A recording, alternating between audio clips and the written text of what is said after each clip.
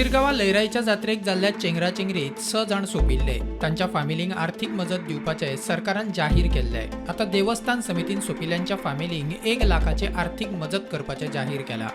जखमींक 25,000ची मजत। Fact finding report अजून समितीक पाविल्लो ना। समितीचो अध्यक्ष दिनानाथ गांवकरान स्पष्ट केले। आज समितीची बसका जाली।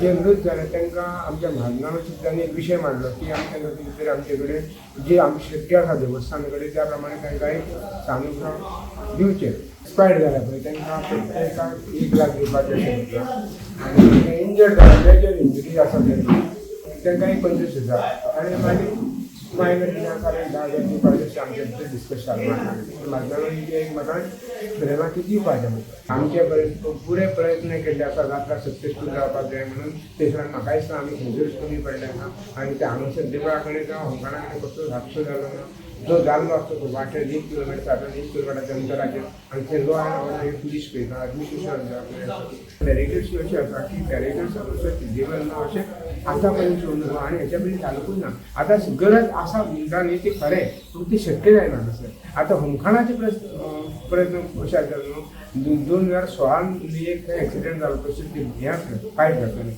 पायप म्हणलें आनी एक बायल इंजर्ड जाली तेच्या नंतर तिका हॉस्पिटलान व्हेली मागीर आमी पुलिसांनी गव्हर्मेंट यंत्रणा नासतना आमी ते पायप मोठे घातले आनी आज पासून ते पायपांसून म्हणजे ते बॅरिकेड आमी हें केल्या पळय स्ट्रॉंग केल्या पळय तितून वेवस्थीत घेवन लोक वयता कांय कितें जायना आनी तेचेर सगळो पुलिसा बरोबर आमचे लोक तितकेच उपस्थित रावता तांकां सहकार्य करपाक।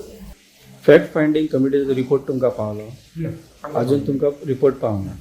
फॅक्ट फायंडिंग कमिटी आसा न्ही जरी कांय स्टेटमेंट दिल्या मिडिया कडच्यान पळयता तशेंच आतां हो आतां गणेश गांवकार पळय तो डायरेक्ट एलेक्ट करता पळय न्हू गणेश गांवकार म्हणजे ज्युडिशियल ऑथॉरिटी न्ही एक्झिक्युटीव ऑथॉरिटी न्हू डिसायड करपाक डिसायड कोण करतले कोण गुन्यांवकारी ते एक कमिटी आसा मागीर ऑथॉरिटी आसा मागीर मामलेदार ज्युडिशियल कलेक्टर जावं कोर्ट थारायतले कोण गुन्यांवकारी ते तो हेका कसलो तरी काय ना ठरोवपाक।